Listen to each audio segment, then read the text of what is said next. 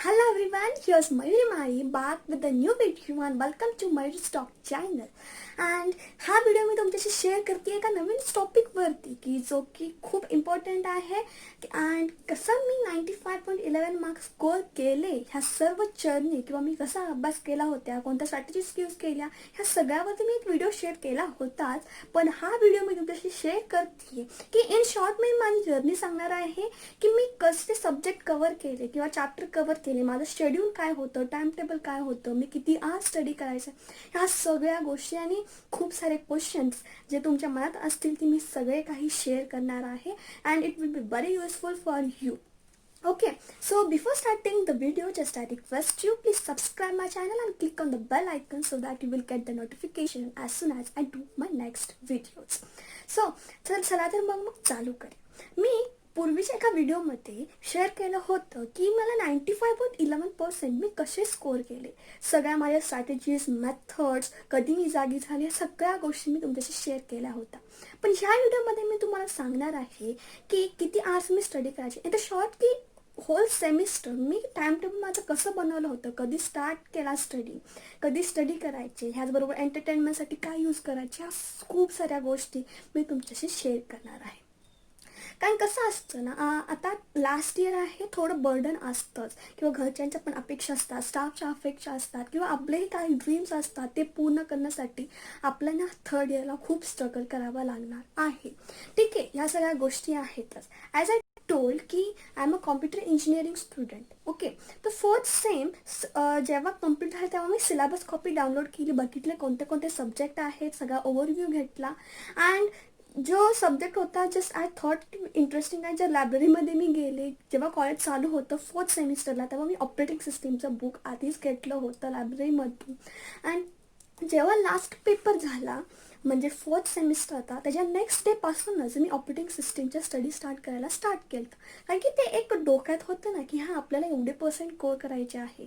कारण की मी third year कधी एकदा स्टार्ट होते, खरंच खूप इंटरेस्ट होता की हां बाबा आपल्याला एवढा स्टडी करायचा आहे, एवढे मार्क्स स्कोअर करायचे, असा स्टडी करायचा, सुरुवातीपासून स्टडी करायचा, ह्या सगळ्या काही गोष्टी माझ्या डोक्यात होत्या. त्यामुळं त्या टेन्शनमुळं किंवा त्या पॉझिटिव्ह टेन्शनमुळं मी नेक्स्ट डेपासूनच स्टडी स्टार्ट केला होता. आता नेक्स्ट डेपासून स्टडी स्टार्ट केला. In the morning I was use to get up at 5 o'clock. मी 5 वाजता उठायचे आणि थोडे थोडे पॉईंट, ॲज मी सांगितलं होतं की प्रिव्हियस व्हिडिओमध्ये सब टॉपिक्स प्रमाणे मी स्टडी करते आणि तसा स्टडी सगळ्यांनी सुद्धा करावा असे मी तुम्हाला सुचवते. ठीक आहे, तर सब टॉपिक वाईज कारण की जी स्कीम आणि आय स्कीम जास्त डिफरन्स नाही आहे, जस्ट थोडे पॉईंट्स ॲड केलेले आहेत. 70 मार्क्सचा पेपर आहे. ठीक आहे, या सगळ्या गोष्टी आहेतच. मग ऑपरेटिंग सिस्टीम होता फर्स्ट सब्जेक्ट जो मी घेतला अभ्यासासाठी. ठीक आहे, तो अभ्यासासाठी घेतला. नंतर नेक्स्ट डेपासून मी स्टार्ट केलं. मग थोडे डेज मी डिस्ट्रीब्यूट केले. ॲज पर मी तुम्हाला सांगितलं की डिपेंड्स अपॉन द वेटेज असतं की किती वेळ आपण त्या पर्टिक्युलर टायटल जो कोर्स आहे त्या म्हणजे जो आता ऑपरेटिंग सिस्टीम सब्जेक्ट आहे त्यात 5 किंवा 6 चॅप्टर आहेत, त्या वेटेजप्रमाणे मी त्या पर्टिक्युलर सब्जेक्टला टाईम देत होते. सगळे पॉईंट्स कवर केले. इन शॉर्ट सांगायचं म्हटलं की रोज सकाळी मी 5 वाजता उठायचे, 5, 6, 6:30पर्यंत मी अभ्यास करायचे. ठीक आहे, तिथून उठते की परत आवरावरी दिवसभर जास्त काही नाही, जस्ट अदर बुक्स रीड करायचे किंवा एक एकदासुद्धा मी मोटिवेशनल व्हिडिओजसुद्धा मी बघायचे. बिकॉज असे व्हिडिओज बघितल्याने आपल्याला आणि जरा एन्थुझियाझम येतं, एनर्जी येते स्टडी नेक्स्ट करण्यासाठी. परत आपण आपल्या ट्रॅकवर येतो किंवा थोडेफार डायवर्ट होतो किंवा थोडेफार बोर होतो. ह्यासाठी मी जे मोटिवेशनल व्हिडिओज आहेत वगैरे सगळ्या काही गोष्टी बघायची. ठीक आहे, ऑपरेटिंग सिस्टीमचं सांगत होते. तर इन शॉर्ट की operating system in the morning मी ते थोडेफार पॉईंट्स कवर करायचे आणि जे सकाळी मी रिवाईज केलेले आहेत ते रात्री म्हणजे ॲट 10 o'clockला मी बसायचे आणि थोडंफार त्या पॉईंट जेवढे होते ते परत रिवाईज करायचे.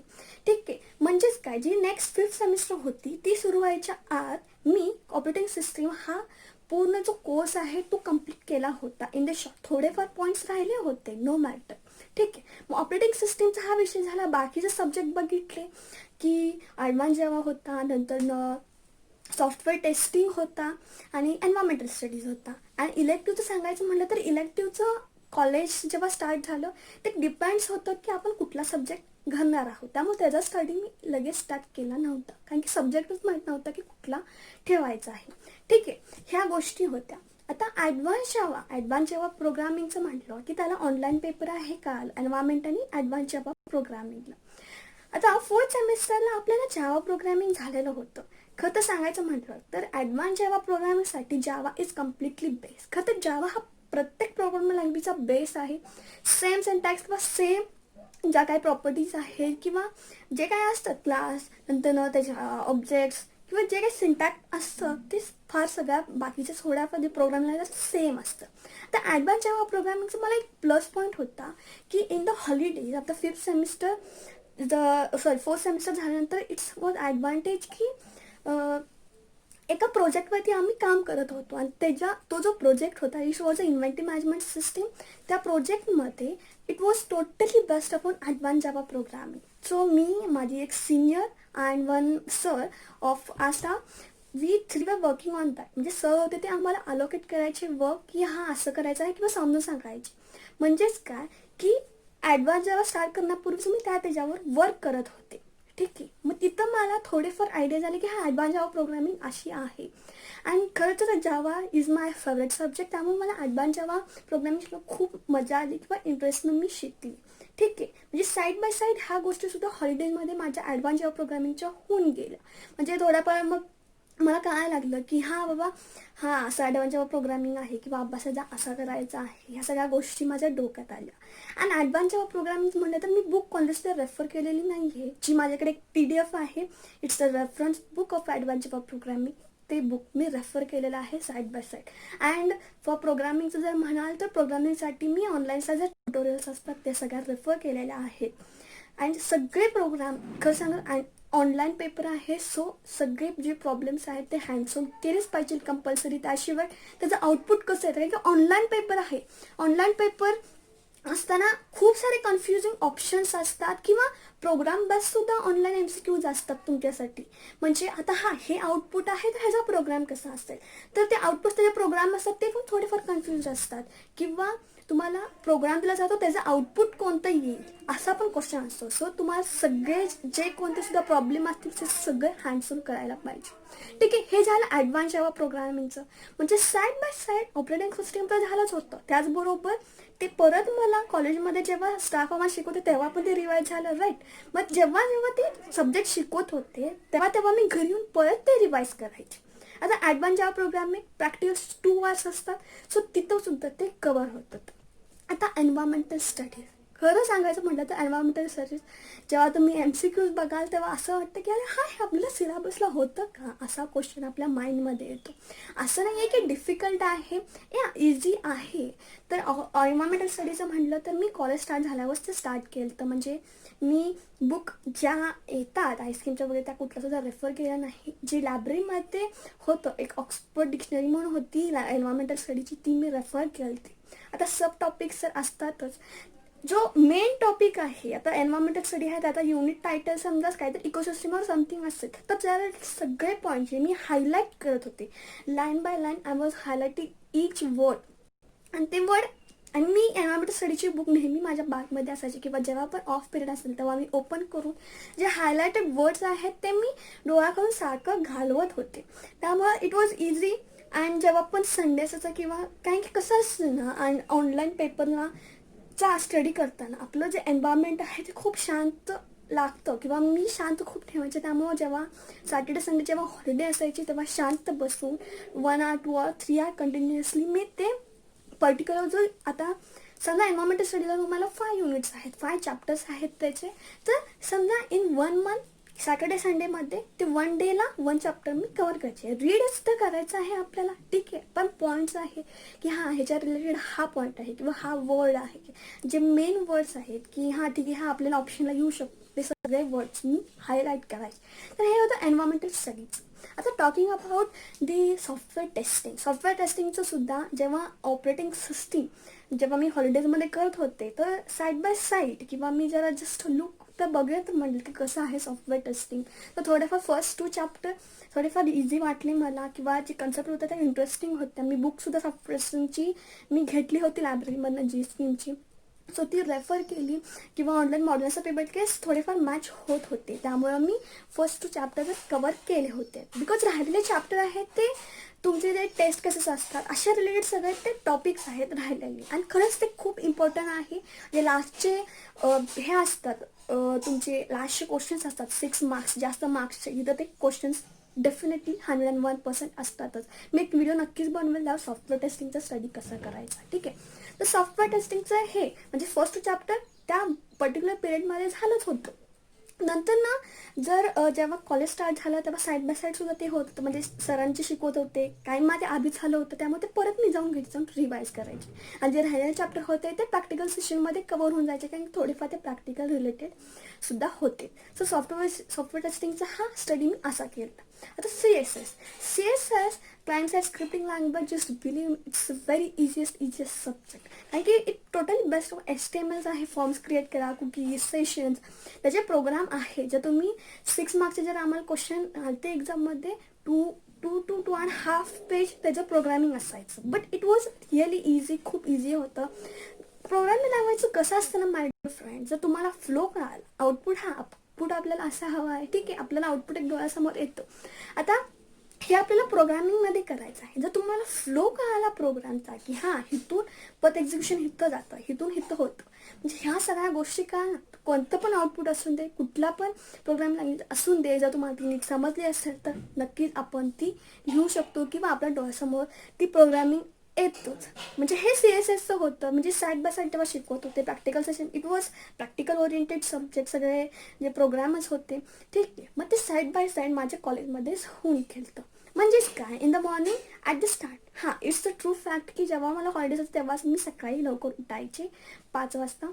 समटाईम्स ऑल्सो 4 o'clockला मी उठायचे आणि अभ्यास करायचे. जेव्हा कॉलेज स्टार्ट झालं, as per daily routine start झालं, मॉर्निंग मी अभ्यास नव्हता केला, तर रात्री येऊनच थोडाफार जो अभ्यास होत होता. म्हणजे side by side I was doing revision की हां हे मला रिवाईज करायचं, ह्या सगळ्या गोष्टी मी रिवाईज करायची.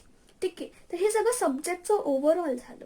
ठीक आहे. मग म्हणजेच काय, जेव्हा आधी स्टडी केला तेव्हा तर रिवाईज होतं, किंवा जे चॅप्टर असतं चॅप्टर वाईज मी रिव्हिजन करायचे, म्हणजे ते रिवाईज सारखे होऊन जायचे. असं होतं सगळ्या सब्जेक्टचं माझं रिव्हिजन.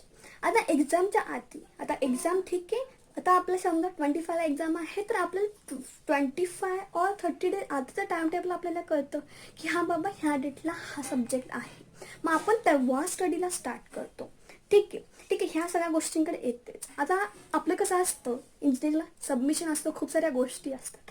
जस्ट ट्रू फॅक्ट आहे, जेव्हा सबमिशन उद्या असेल किंवा ठीक आहे 2 days नंतर हां आपल्या सरांनी सांगितलं की ह्या डेजला हे सबमिशन आहे, तर त्याच्या आधी 2 दिवस मी रात्रभर ते लिहित बसायचे. कधीसुद्धा ते मी प्रायोरिटी जास्त राईटअपला दिलेलीच नाही आहे. मी राईटअप जास्त करतच नव्हते. जास्त माझा फोकस होता तो स्टडीवर होता, रिव्हिजनवरच होता. ठीक आहे. ह्या सगळ्या गोष्टी होत्या. आणि संडे आणि सॅटर्डे सगळ्या गोष्टी करायच्या. आणि रात्री जर आल्यावर म्हणजे कॉलेजपासून आल्यापासून जे रुटीन होतं की थोडाफार वेळ मी स्टडीला बसायचे, आणि again I was use to watch the T V थोडाफार चेंजसाठी मी टी व्ही पण सुद्धा बघायचे. ठीक आहे. ह्या सगळ्या गोष्टी होत्या की ज्या सगळ्या मी गोष्टी फॉलो केल्या. आता मी तुम्हाला एक्झाम सांगितले की 25 days आपल्याला येतं, कळतं की हा बाबा ह्या डेला हा पेपर आहे, next after 2 days or 4 days हा नेक्स्ट पेपर असणार आहे. टाइम टेबल कळतं. मग तिथं सुद्धा मी एक टाइम टेबल बनवायचे.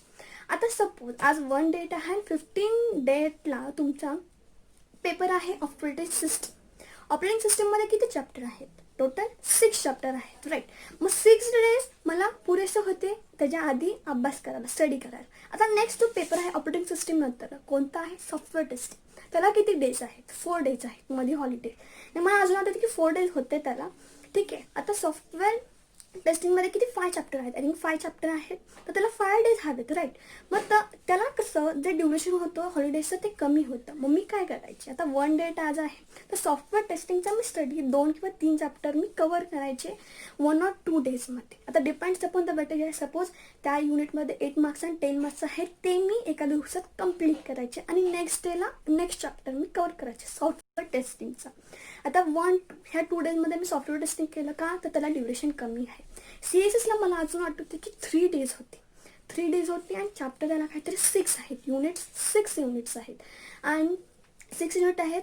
तर मी त्याचे जे हाय ॲव्हरेजचे आहेत ते मी 3 डेजमध्ये कवर केलं. आता समजा 14 मार्क्सचे आहेत किंवा 18-20 काय असेल ते, त्याला जे वेटेज आहे त्या वेटेजचा जो स्टडी आहे तो मी आता 1 to डेटला मी सॉफ्टवेअर टेस्टिंगचं केलं. नेक्स्ट 3 डेजला मी काय केलं की CSSचा सब्जेक्ट घेतला आणि ते थोडेफार पॉईंट्स आहेत ते रिवाईज केले, परत कवर केले.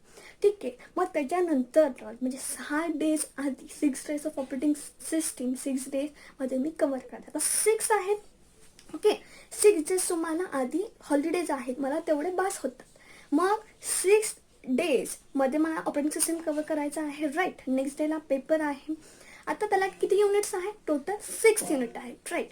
6 युनिट आहेत. मग आता ज्याच्यात वेटेज त्याला 8 and 10 मार्क्स आहे तो फर्स्ट डेला घेतला, ते कम्प्लिटली कवर केलं. सारखं रिवाईज करून 2 to 3 times I was revising it again and again. जे मॉडलचा पेपर मी तुम्हाला सांगितलं की मी स्नॅप काढत होते, वर्डमध्ये पेस्ट करत होते, ते सारखे मी रिपीट करत होते.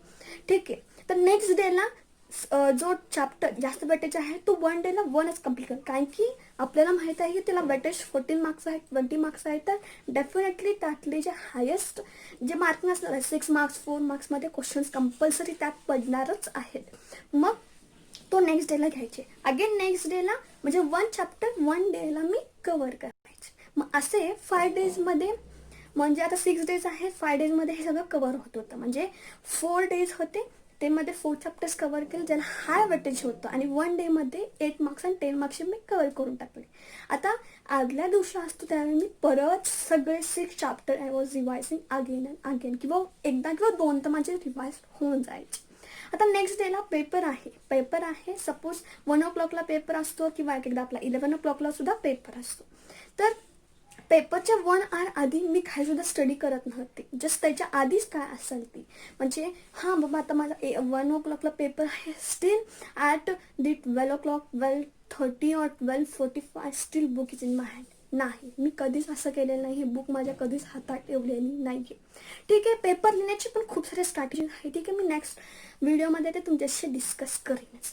ठीक आहे. ह्या सगळ्या गोष्टी होत्या ज्या मी सगळ्या फॉलो केल्या, किंवा हे जे सिलेबस आहे तो कवर केला, परत मी रिवाईज केले. म्हणजे completely I was there focused on this all the subject. ठीक आहे. आता एक गोष्ट सांगायची म्हटली की अलॉंग विथ धिस, कारण की आपल्याला माहीत असतं की कॉलेज स्टार्ट झाल्यावर खूप सारे इव्हेंट्स असतात किंवा खूप सारे कॉम्पिटिशन असतात, त्यामुळे आपण थोडेफार डायवर्ट होऊन जातो. त्यामुळे आत्ता ज्या हॉलिडेज आहेत, आता तर लॉकडाऊन आहे, then it's a golden chance की जास्तीत जास्त कवर करण्याचा प्रयत्न करा. ठीक आहे. आता ह्या स्टडीज बरोबर जर पेपर प्रेझेंटेशन कॉम्पिटिशन असं compulsory I was attending all the paper presentation competitions, कारण की मला खूप इंटरेस्ट आहे पेपर प्रेझेंटेशन कॉम्पिटिशनमध्ये. So side by side I was doing this all the things. आता स्टडी करताना आपल्या डोक्यात काही एक विचार नसतो, खूप सारे विचारसुद्धा असतात. जर तुम्ही 1 hour 2 hour बसला डेमधला, तर you have to totally mentally तुम्ही त्या गोष्टीकडेच लक्ष दिलं पाहिजे. फोकस तुमचा त्या स्टडीकडेच असला पाहिजे. पण खूप जणांचं कसं होतं की विचार खूप सारे डोक्यात असतात, किंवा खूप साऱ्या गोष्टी चालू असतात. मग ह्यासाठी काय करायचं, किंवा अशा खूप साऱ्या गोष्टी माझ्या बाबतीतही झालेल्या आहेत. त्यामुळे कसं असतं ना, या एन्व्हायरमेंट ऑल्सो डिपेंड्स, एन्व्हायरमेंटसुद्धा डिपेंड असतं. कारण की आय फील लकीएस्ट की जे मला स्टाफ मिळाले किंवा माझे पॅरेंट्स असतील, दे हॅविंग द फुल सपोर्ट. कारण की मला सारखं जेव्हा पण भेटेल तेव्हा हां स्टडी कसं चाललं आहे मयुरी, किंवा ह्या सगळ्या गोष्टी असायच्या. जेव्हा पण मी घरी स्टडी करायची, nothing kind of disturbance for me when I was doing the study. ह्या सगळ्या गोष्टी होत्या. आणि समजा तुम्हाला थोडासा चेंज हवा आहे किंवा काय हवा आहे, तर यूट्यूब व्हिडिओज बघा, मोटिवेशनल व्हिडिओज बघा, जसे की बिल गेट्स असो किंवा सुंदर पिचाई, ह्या खूप सारे मोठे लीडर्स आहेत, होऊन गेलेले आहेत, किंवा आत्ता जे सक्सेसफुल पर्सन्स आहेत त्यांच्या स्टोरीज बघा. यूट्यूबला ॲनिमेटेड स्टोरीज असतात, खरंच खूप मोटिवेशनल देतात. आणि परत आपण आपल्या वेवर होतं की हां बघा, म्हणजे कसं असतं ना की त्यांच्या जागेचा तुम्ही राहून विचार केला की त्यांना खूप सारा स्ट्रगल येऊन गेलेला आहे, आणि आपल्याला तर खूप साऱ्या ज्या मटेरियल आहे किंवा अवेलेबल आहे सगळ्या गोष्टी. ठीक आहे. मग आपण का करू शकत नाही, हा डोक्यात आपला विचार आला पाहिजे. म्हणजे ते इतक्या स्ट्रगलपासून गेले, त्यांना थोडेफार मटेरियल पण अवेलेबल नव्हते, तर सुद्धा खूप स्ट्रगल पासून किंवा खूप त्यांना अडचणी होत्या, प्रॉब्लेम्स होत्या, तेवढे तरी प्रॉब्लेम्स आपल्याला नाही आहेत. मग का आपण हे 1 year totally focused on the study करून अभ्यास केला पाहिजे. ठीक आहे. ह्या सगळ्या गोष्टी होत्या. ह्याचबरोबर मी अदर जे करिक्युलर ॲक्टिव्हिटीज होते त्यामध्ये सुद्धा पार्टिसिपेट करायचे, सबमिशन्स तर मी बोललेच. ठीक आहे, ह्या सगळ्या गोष्टी होत्या. समजा तुम्हाला काही क्वेश्चन असतील than you can mention in my comment section. Thank you so much for watching this video. किंवा जर तुम्हाला जास्त कॉन्टॅक्ट करावा वाटला तर contact me on the Telegram. And thank you so much for watching this video.